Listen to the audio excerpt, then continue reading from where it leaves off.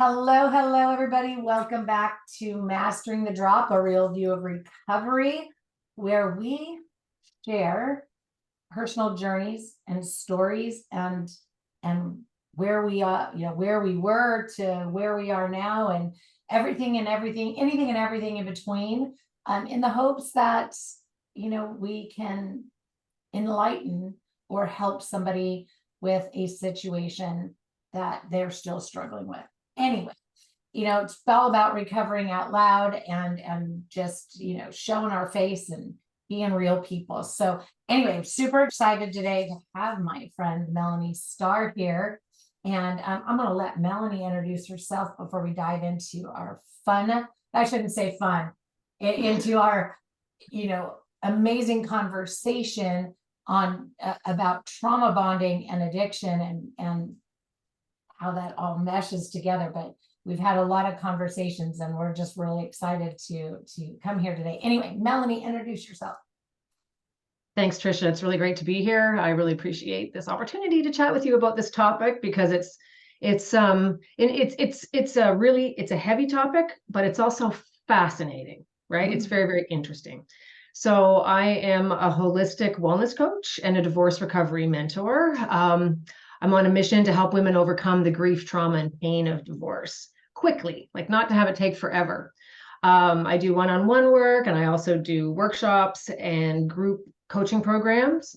I combine different healing modalities, including emotional freedom techniques, somatic work, breath work, Reiki, various kinds of energy work, to really assist people to release that stored trauma, to reset their nervous systems, to learn skills for self-regulation, which is incredibly important, and healthy coping mechanisms so that they can move forward. There's that whole piece about rebuilding the foundations of yourself from the bottom up and setting a desire, connecting with your intuition, your desires for yourself, for your life, and the social supports and connections that you're going to need to support you and go forward to create this, vibrant, healthy life for yourself. And it's quite a journey, as we were discussing before. It's not like a one-stop shop necessarily. It's a journey, and it takes time, and it takes knowledge and support. Absolutely. Absolutely. So, like we were saying, and again, it's just amazing that, that we connected, but, we were talking, we all have our stories, right? Like we all have a story, we all have a journey. And I think it'd be really great, for everybody to hear, like, what was that awakening point for you? Well, I want to talk about the trauma bonding part, and this sort of aspects that go along with that. I think that my waking point, there's a couple of them, right? There's, like you have little awakenings along the way, but the big awakening for me was that moment when I discovered that my husband was involved with another woman, right? Like that, big wake up call moment where my betrayal blindness, and we'll talk about that when we get into this conversation, another way of saying denial. I just wasn't putting the pieces together. My subconscious mind was just like blocking it. Like I knew in my body, but I couldn't see it. I wouldn't allow myself. And so it was, even though part of me had like tinglings in my spine and sensations and intuitive hits, I still was just rejecting it. And when the information, the unrefined information landed for me, it was just like getting shot, right? Like the impact was like a drive-by shooting, right? It completely shattered me. And it was extremely traumatizing, but it was also, that was like the wake-up call that got me out of that relationship too. It was long past overdue in terms of how we were dealing with each other. And that was all based in trauma as well. Like we each had our own trauma that we brought into the relationship, and then new traumas piled on in the relationship, and it became a high conflict situation, and it was just not healthy, right? And then you know how things go, and then the next thing you know, all hell's breaking loose. Thing, really, and I totally relate.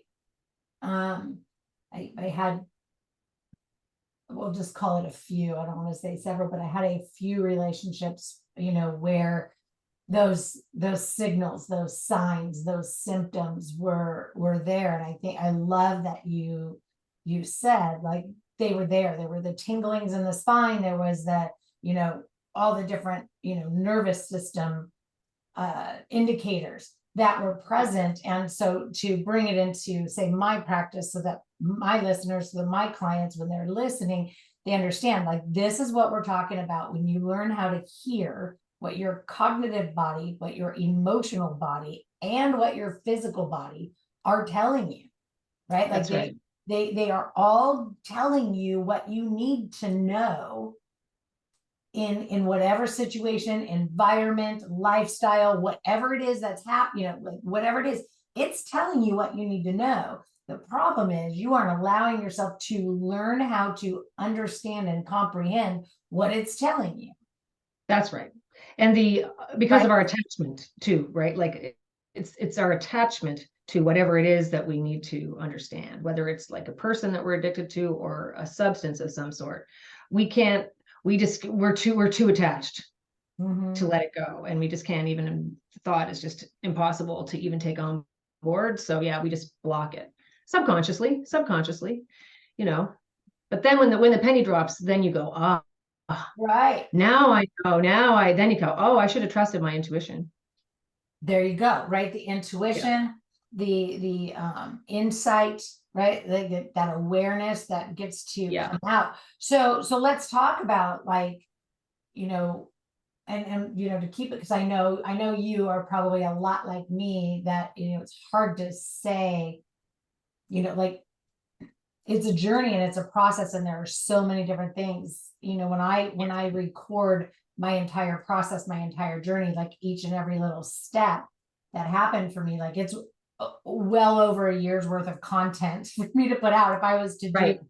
So let's just talk about, like, what were your top 3 I rely upon these things pieces, right? Like, in that healing recovery, journey, that you just really were able to rely on. The things that come to mind were getting outside in nature and just walking in the forest. Like, that was fundamental for me, that just getting away from the house, getting away from other people, just me and my dog in the forest.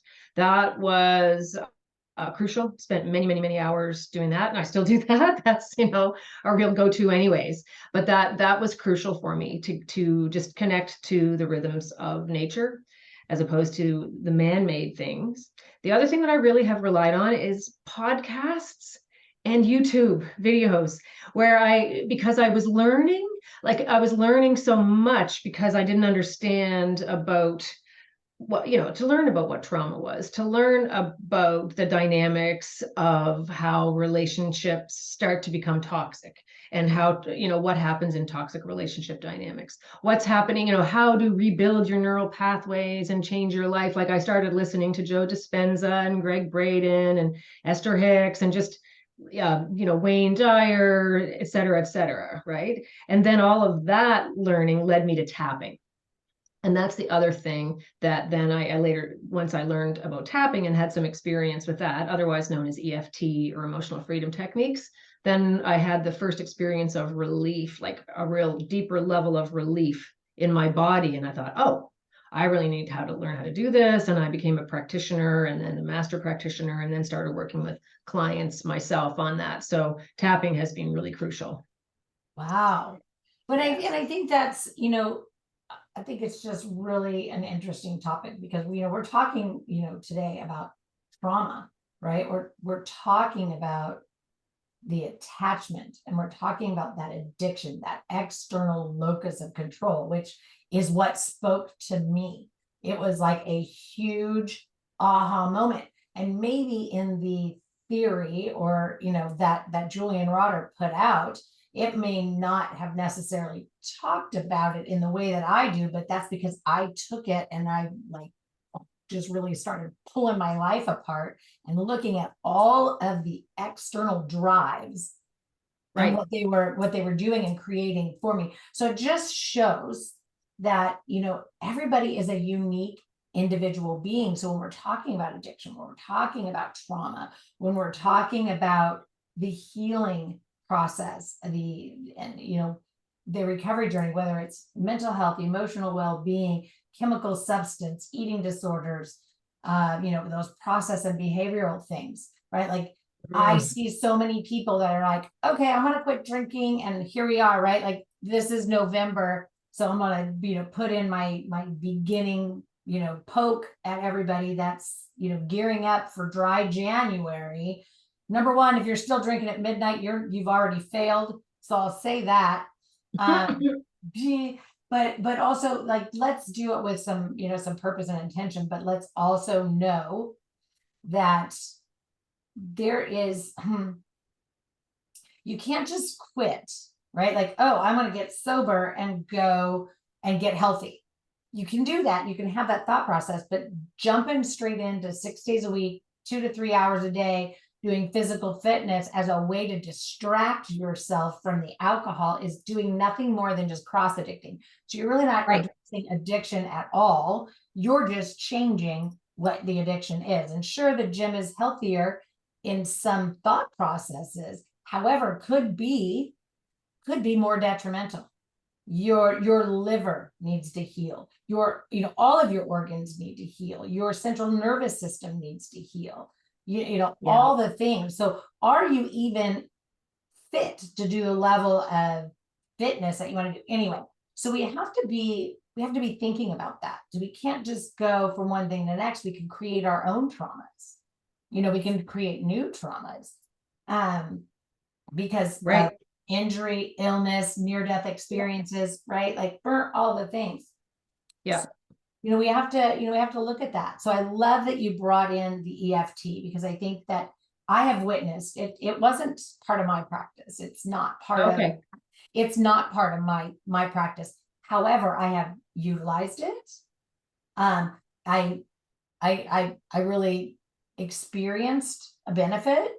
But I've witnessed what it can do in connecting people, right? People that I work with, or in entrepreneurial groups that I'm in. Like I've witnessed it like change people's life that have high levels of trauma. It wasn't introduced to me until after I had already, been on work. Yeah. And so, because I've been on a recovery journey for 26 years. So, but it's just amazing when you can see, like, there are so many things. Getting in nature, people don't think about that. They just sit in their house, right? Right. They go to, a recovery program or facility where, it's just all, cognitive and emotional and right. Yeah. And that's not going to do it for you. It's just not, because that trauma is in your body. It's not in your mind. Yeah. You don't even have memories of some traumatic incidents because it's splintered anyways. You just have implicit memories and you don't even actually remember everything.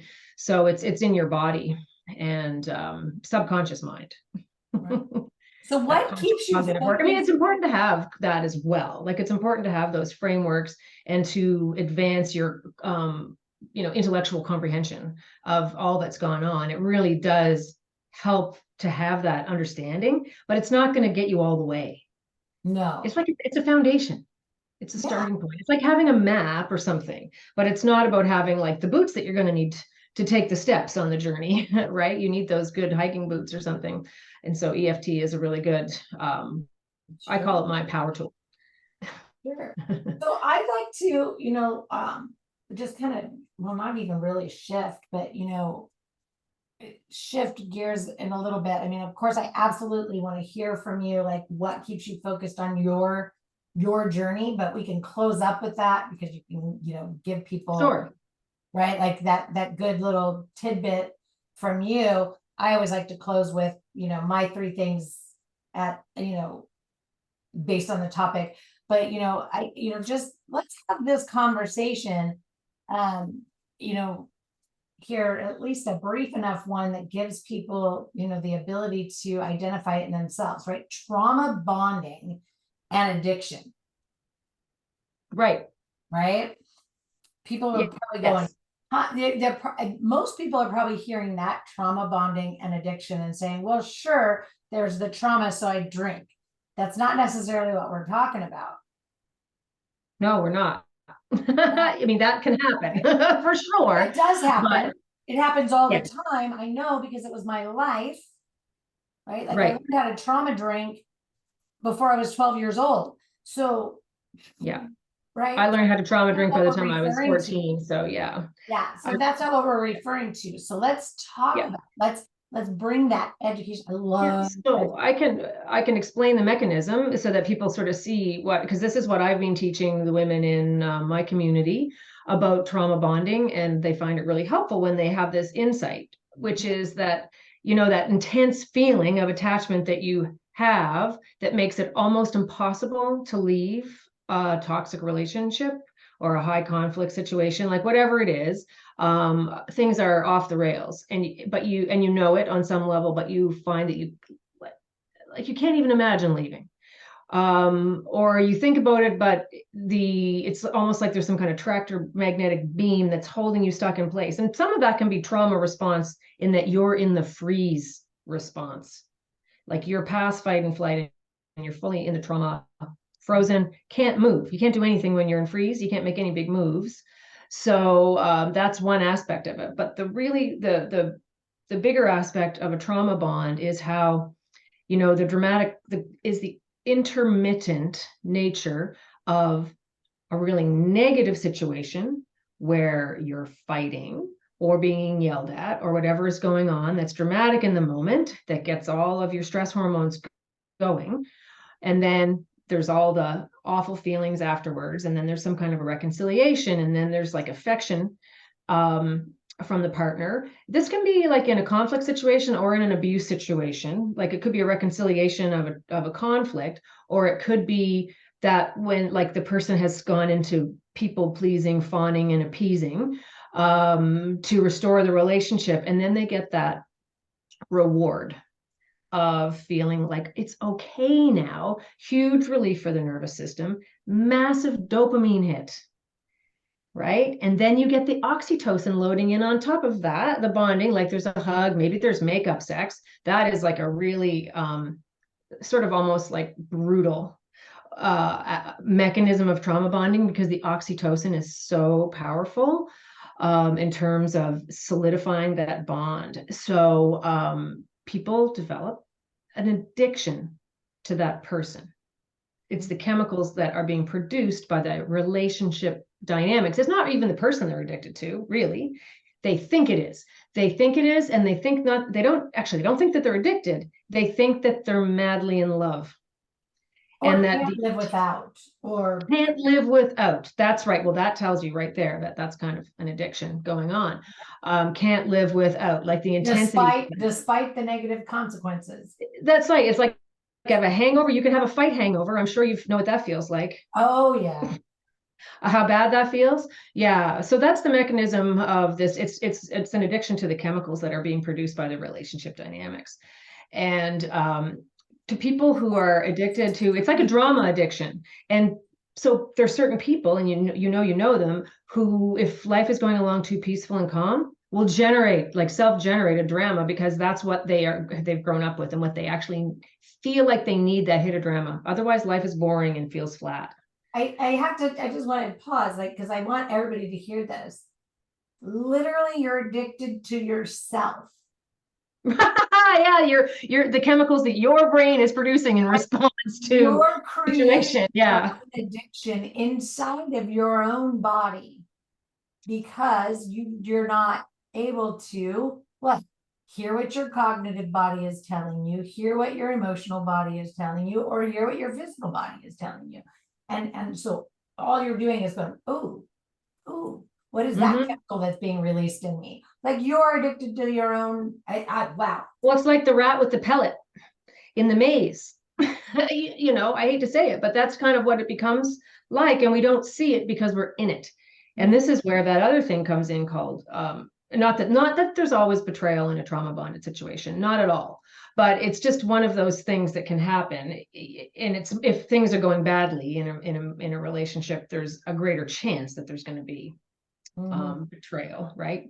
So that's the tendency, of course, to just not see, which is the same way that an alcoholic keeps themselves in denial about how serious their problem is, Mhm. right? Like, oh, I didn't have that Oh, yeah. much. Oh, it's just, oh, I feel really stressed today. It's just one beer or whatever, I only had one, but it's a tall boy, right? Like, no, that's Right. actually the equivalent of two. They just put it into one can.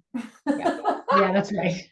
I used to use that one, right? Like, Right. I only had three, but I had three tall boys, right? Like, Right. That's six. six Yeah, that's pack, right. friend. I don't care any way you look at it. That's a six pack. Yeah, that's So, right. Yeah.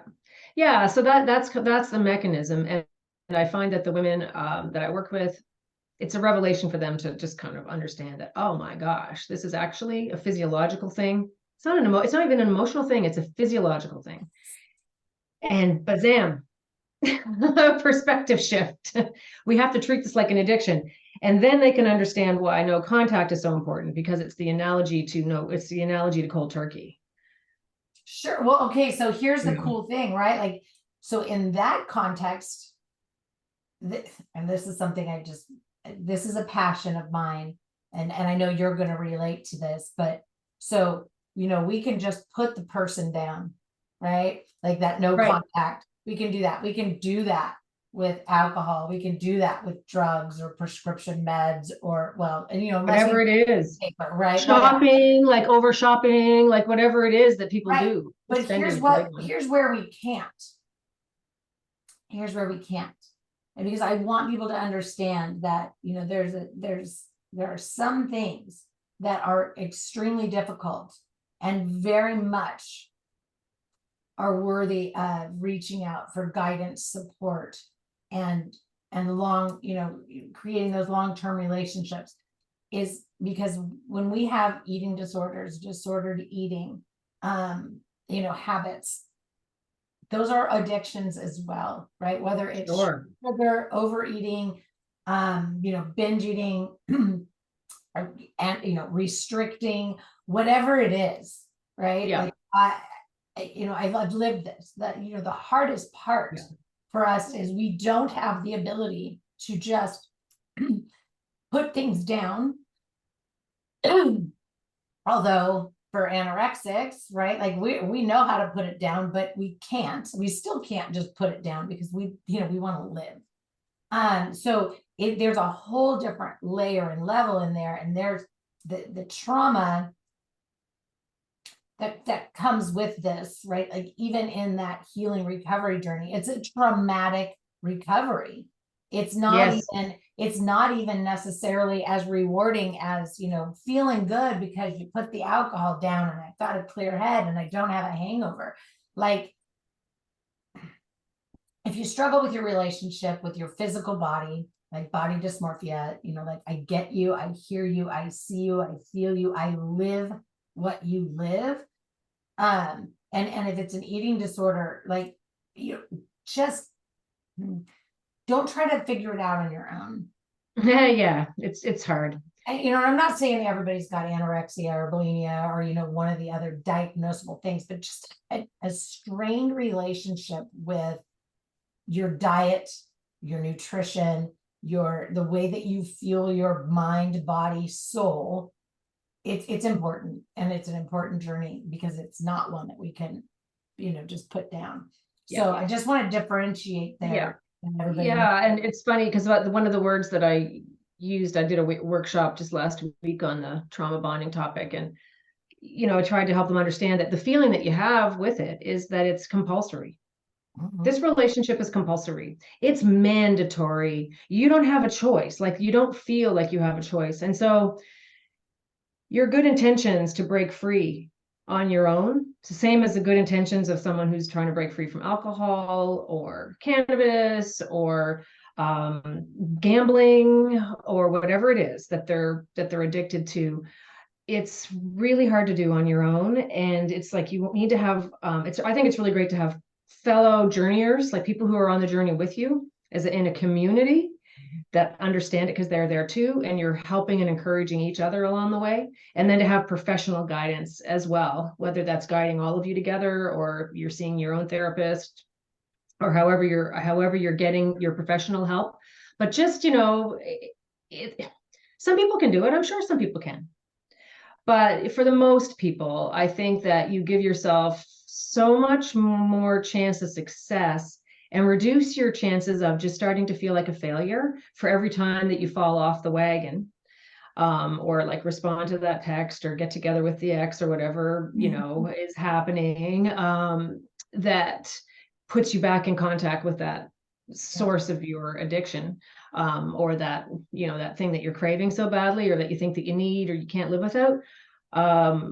Your self-esteem takes a hit every time that you do that, and your self-trust takes a hit, and then your worthiness is taking a hit. And then the next thing you know, because I just feel that when your worth is low, then you're just so much more vulnerable to all of it.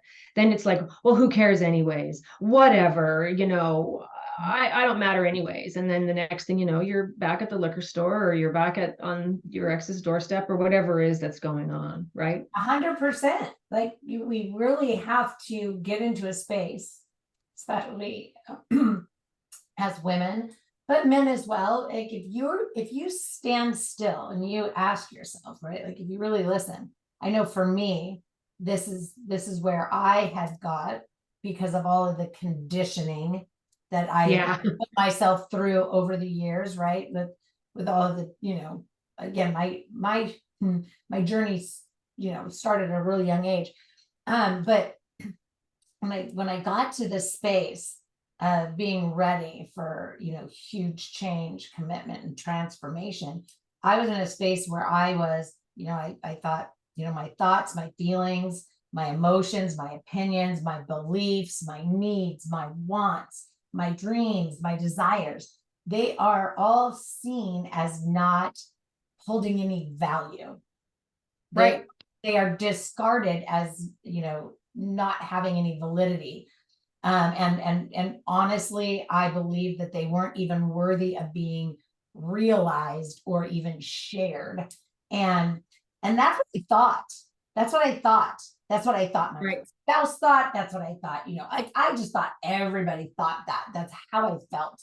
I had attached all of my past traumas from all of the, sexual abuse, rape, assault, domestic violence, emotional neglect, emotional abuse, all of those things that contributed to my perfectionism, overwhelm, fear of failure, anorexia, body right? Codependency, all of those things, right? Like all of those things, I attached them into a perfect world. Like I have a perfect family. I mean, we're perfect with our own imperfections, but I had attached it all there, and that was my self-belief. It wasn't anybody in my current lives.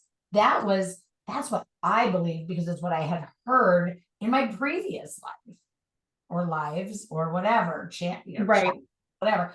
But that's where I was. So being able to say like, wow, right, like I created that version through adopting other people's thoughts, feelings, opinions about me that I didn't need to adopt and take on as my own. And so I was able to, tweak. Not only that, but you were assuming that that's what they were thinking. Well, some of them were actually saying, right? Like, no, a lot of them, yeah. But I mean, the people in my current life, I just let them, I gave it to them for free, right? Like, here you go, like have somebody else's negative assessment of me. And so, that it's just important that we know that. So before we get going on too much longer, because I know you and I could probably do enough for 3 episodes in one day. Probably. I'd like to go ahead and just, round out, and then we can come back as often as you'd like and have more episodes. But what keeps you focused on your journey, for yourself personally in your life, but also in the helping of others? What keeps me focused? Well, in terms of developing my coaching practice, it's just because I know it's my calling. Like, I just know that that's why I'm here on the planet, is to help people who are struggling with all this stuff. Like, I feel that's why I've been through it. Maybe you too, right? Like if you've had the experience of childhood sexual abuse, and then all the way that plays out into in your adolescence and your early life and all the choices you make. I just feel like I went through that, so I can understand it, because all the work that I do with clients is based on personal experience, right? Either directly myself personally or really close at hand. So whether it's, whatever it is, I've got, it's personal experience. And so I feel like that's why I have the experience, because I know what it's like, whether it's addiction, whether it's abuse, whether it's, divorce, whether it's, I haven't had an eating disorder myself, but my daughter had a very serious one. So, I had a lot of exposure to a lot of crappy things, physical injuries too, and chronic pain and fibromyalgia and, all that kind of stuff, career burnout, I've been there on a lot of different fronts. So I just feel like that was all part of my preparation to be able to do this work in a way that's really compassionate, really empathetic, and really grounded in my knowledge of what it feels like. And I know everyone's different. Like what it felt like for me is going to be a little bit different than somebody else, but it's still that baseline. Also knowing that I don't want to continue the career forever that I've been involved in, as a consultant for many, many years. I've been doing that for 30 years. I know that I want to make a shift, and I know that I'm a kind of person, I figure I'll work till the day I drop dead pretty much. And I want it to be in what it is that I'm passionate about, right? Which is helping other people to heal.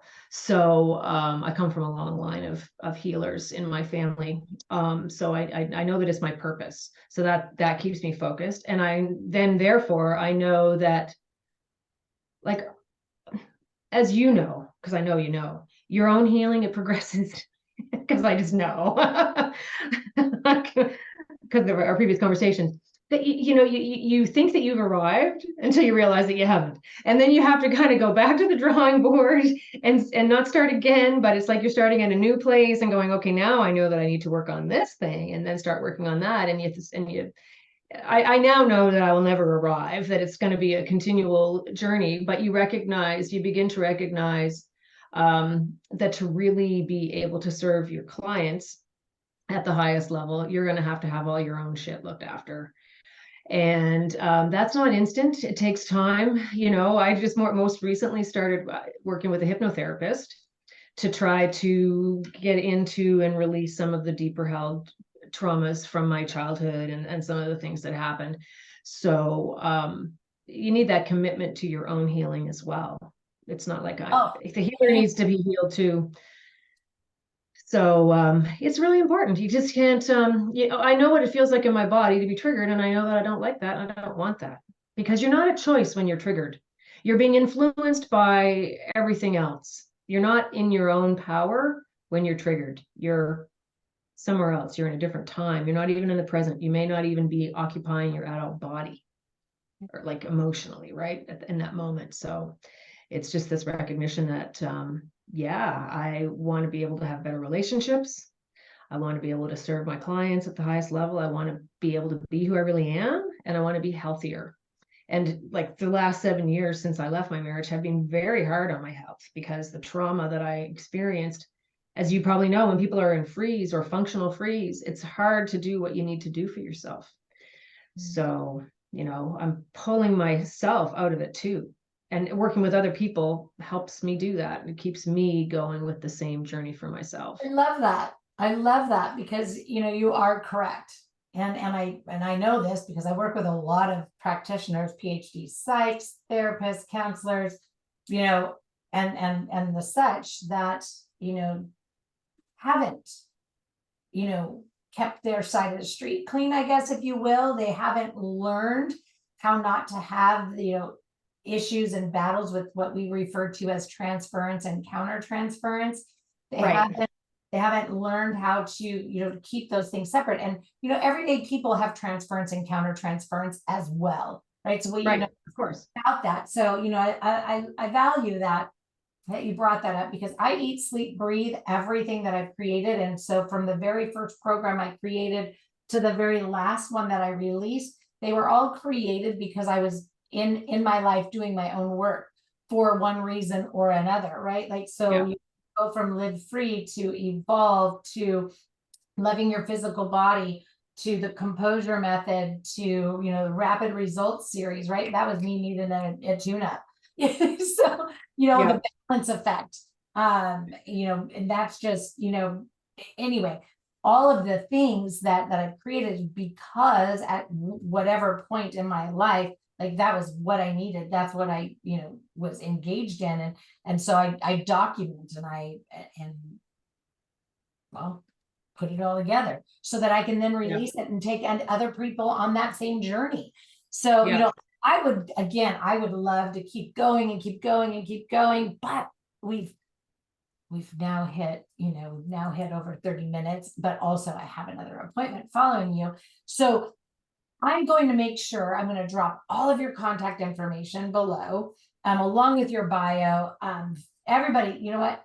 Get in touch with Melanie, follow her if you want to, you know, reach out to me, ask me more questions. You already know, like, my contact information is going to be below.